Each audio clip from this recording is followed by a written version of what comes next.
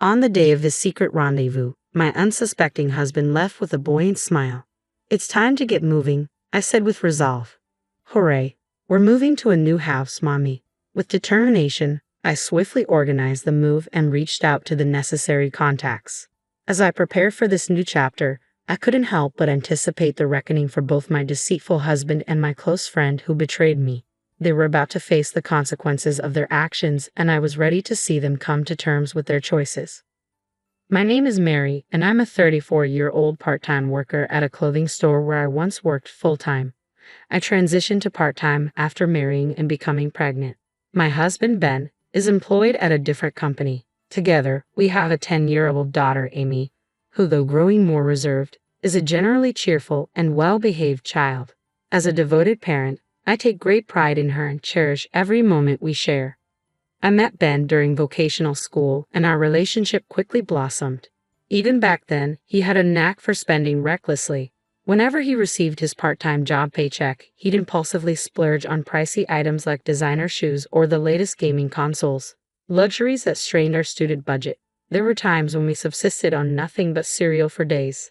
Despite this frustrating habit, Ben is genuinely kind-hearted and straightforward, which is why I've taken on the responsibility of managing our finances since we married. We closed Ben's account and now share mine. I always keep the passbook and debit card, giving Ben $200 as pocket money on payday. Naturally, I never got a credit card in his name. When I shared this with my best friend, Lottie, she burst into laughter. "You're incredible, managing everything so well." I need to address Ben's excessive spending. Lottie has been my best friend since high school, marking the longest friendship I've ever had. Although I was initially put off by her flashy style, I soon discovered we had much in common and enjoyed our conversations. While I found it hard to grasp her frequent changes in boyfriends, I've learned that no one is perfect. Her imperfections made it easy for us to speak candidly about anything. Even Lottie, with her free-spirited nature, settled down and became a devoted housewife 2 years ago. She acknowledges, maybe I'm a bit excessive with Ben. However, with more expenses on the horizon for Amy and our dream of owning a house, I feel the pressure. We currently live in a rented flat, which, while comfortable, pales in comparison to the dream of owning a home. Lottie's recent experience of building a new house only heightened my desire for one of our own. Despite the challenges, I focus on the long-term happiness of my family. That day, Ben came home later than usual. "Did you have to work overtime today?" I asked, noting that his overtime hours had dropped significantly recently due to the tough economic climate. "Yeah, it was unexpected. Sorry, I forgot to let you know," Ben replied. "Well, if that's the case, it can't be helped," I said, heading toward the kitchen to reheat dinner. Just then, Ben stopped me. "I already ate on my way back," he said. Given that Ben usually saves his pocket money and eats at home, unless there's a special occasion, I was taken aback. Noticing my surprise, he added with a smile, "I couldn't turn down an invitation from a colleague." "All right, but please make sure it's within your allowance," I said. "Of course," he replied before heading to the bathroom. From that day forward, Ben's overtime hours began to increase again, and he often ate out to avoid troubling the family with his late returns. While I appreciated his thoughtfulness, I couldn't shake my concern about whether his allowance would cover these extra expenses. I had mentioned before that he didn't need to report what he spent with his allowance, and Lottie had laughed at me for saying so. I didn't want to seem too strict, but Ben's frequent dining out made me worry about the impact on our food budget.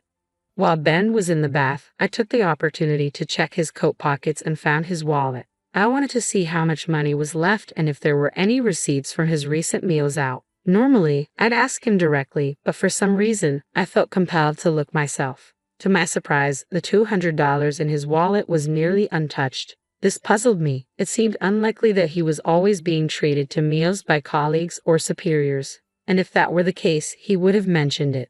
Since I hadn't packed him a lunch, he must have been paying for his own meals. With these questions swirling in my mind, I decided to check Ben's smartphone. He used a book-style cover that displayed a locked message when opened. On a hunch, I tried entering his birthday, and to my surprise, it unlocked. What I saw on the screen left me stunned. The chat application was filled with intimate messages between Ben and Lottie. It was clear that Ben had been using overtime as a cover for his meetings with Lottie, where they had been dining together. While I had initially thought Lottie might have been paying for their meals or dates, what shocked me even more was discovering that Ben was having an affair with her. When I introduced Lottie to Ben at our wedding, she seemed indifferent to him, particularly given his financial struggles. After Lottie got married, I had felt completely reassured, but now everything had changed. I was so shocked that I momentarily forgot to breathe, but I quickly took a photo of the screen with my phone, intending to keep it as evidence.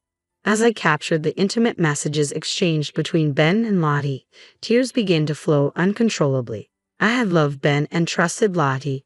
Could it be that the two people I cherished were betraying me behind my back? I wondered how devastated Amy would be if she found out her father was deceiving our family. As I wiped away my tears, a mix of sadness and anger, I hurried to put Ben's wallet and phone back in place before he returned from the bath. In that moment, something fell out of the cover. Picking it up from the floor, I realized it was a credit card. Staring at the card, the full extent of the betrayal became clear. My momentary sadness was replaced by a surge of anger. "Is the trip with your coworkers?" I asked. "Yeah, it's a 2-day trip down south," Ben replied. "Just a little break from work." "Oh, I see," I said, though I knew the truth. His trip was actually a secret getaway with Lottie. After discovering their affair, I had taken the opportunity to check Ben's phone and capture the evidence, including photos of their messages. "All right, I'll cover the trip expenses," I said, concealing my awareness. I offered to cover the trip expenses, but Ben just laughed and waved his hand. "No need, I can handle it with my allowance," he said, trying to mask his guilt and reassure me. However, I was skeptical. How could he afford a trip on his modest allowance, especially when he was frequently dining out with Lottie? His explanation seemed dubious. He quickly stumbled over his words, coming up with hasty excuses. "Well, my boss always covers dinner," he said. "Oh, how generous of him," I replied with a smile.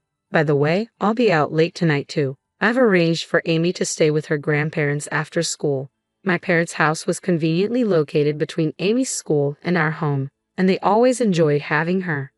"Got it. I'll assume you'll pick up Amy. Enjoy your time at your parents' place," he said, perhaps thinking it would be easier to carry on with his deceit if I wasn't around, and left looking satisfied. However, I had no errands planned. After finishing work, I decided to go to Ben's office. On the way, I called my parents' house to check on Amy. Then, I stopped by a nearby cafe, choosing the seat where I could see the company's entrance. Eventually, Ben left work on time and headed in the opposite direction of our home. I followed him discreetly. The affair with Lottie was nearly confirmed by the messages, so there was no need to catch them in the act. However, I still needed concrete evidence for the divorce.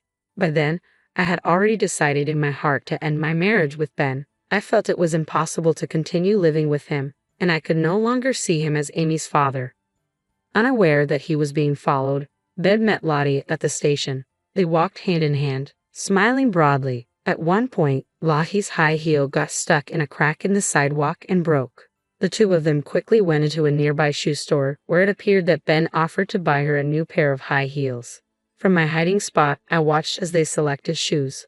When it came time to pay, Ben pulled out a card from his phone case and used it at the terminal.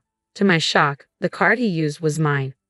I used to cover all our daily expenses with that card, but recently I had switched to QR code payments, so the card had been sitting in my bag unused. Ben must have secretly taken it, as it was a contactless card that didn't require a PPN, and I hadn't reviewed the statements because I wasn't using it. The charges appeared on our joint account, but since they were small and mixed in with other transactions, I hadn't noticed. I also admit I should have kept better track of the card. Despite Ben's reduced extravagance since our marriage, this discovery turned my suspicions into certainty and completed my plan. I had feared it would be challenging to confirm at a restaurant, but I obtained the evidence more swiftly than I expected, almost as if fate was on my side. With this proof, I had everything I needed. I went to my parents' house to pick up Amy. "I'm going to show those who made a fool of me just what they're missing," I thought with a determined smile.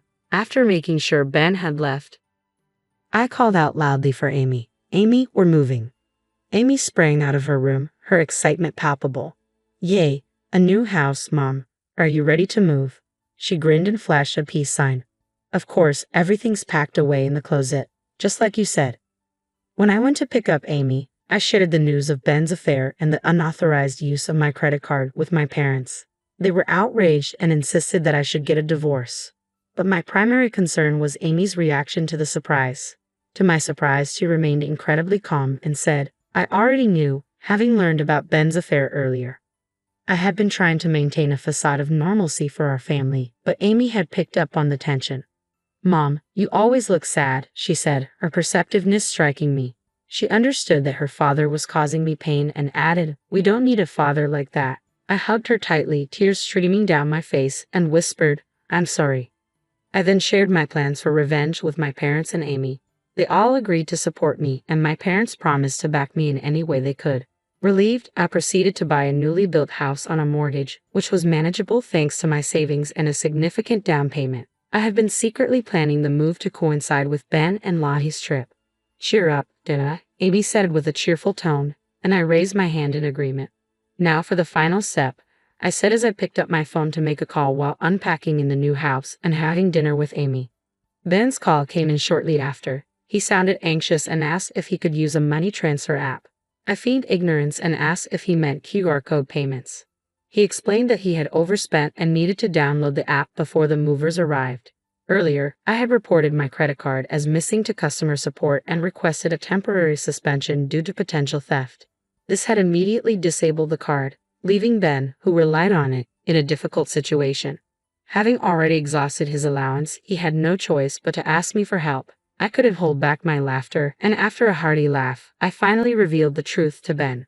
"I'm not transferring any money. You shouldn't have gone on a cheating trip with Lottie," I said firmly. Ben was stunned into silence on the other end of the line.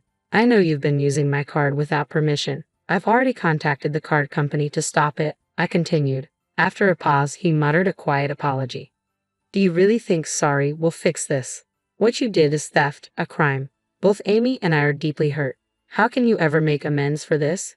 My anger was palpable, but I replied calmly, "I can't forgive you. You've not only betrayed me, but also hurt Amy. I might have been able to find some measure of forgiveness if I were the only one affected, but involving her makes it impossible. I'm going to divorce you, and I'll ensure you're held responsible for alimony and child support for the distress you've caused." At Ben's attempt to make excuses, claiming it would be upsetting for Amy if we divorced, I responded firmly, "Didn't you hear? Amy is disappointed in you too. She doesn't need a father who cheats and uses his wife's credit card. She has every right to be let down by someone who acts like that. You should be grateful you haven't been reported to the police for theft.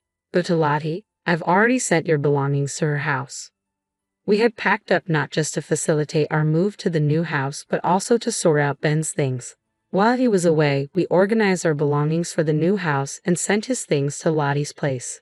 They should have arrived by now. The package was addressed to Lottie's husband, who will likely be confused and may discover the affair while trying to figure out the situation. It sounded like Ben handed the phone to Lottie, and I could hear her angry voice on the other end. "Wait a minute, Mary. What's going on?" I replied calmly, "You already know the situation. I've been betrayed by someone I trusted." Lottie immediately began making excuses. "I was pressured into this. Your husband said he'd manage the money issues if I agreed to be with him." Despite her attempts to play the victim, Lottie was just as culpable for the affair, especially given that she is married herself. There was no point in continuing the conversation. Lottie's voice continued to rise, but I firmly hung up and turned off my phone. Afterwards, I hired a lawyer and, at the appropriate time, filed for divorce, requesting alimony for mental distress and child support from Ben. I also pursued a similar claim against Lottie. When the lawyer contacted Ben, he was alone in an empty house. The belongings I had sent to Lottie's house had been discarded by her furious husband, who had discovered the affair and the identity of the other man. Enraged, he decided to divorce Lottie. Later, I received a polite apology from Lottie's ex-husband. He informed me that Lottie, having been expelled from her home, was also rejected by her own family once they learned the true reason for her divorce. Lottie is now working relentlessly, juggling a day job as a building cleaner and a night shift at a convenience store to cover my alimony and her living expenses. Meanwhile, Ben has been trying to see Amy, but I've been ignoring his requests. His loneliness has led him to fall back into his old habit of overspending, and he's now burdened with debt from his extravagant purchases. If he truly cared about Amy, he wouldn't have made such reckless choices. We're enjoying a peaceful life in our new home, eagerly anticipating Amy's future. Hurry up, Mom. Today, on Amy's suggestion, we're heading to a local store for a cat adoption event. A new furry friend will surely bring even more joy to our lives.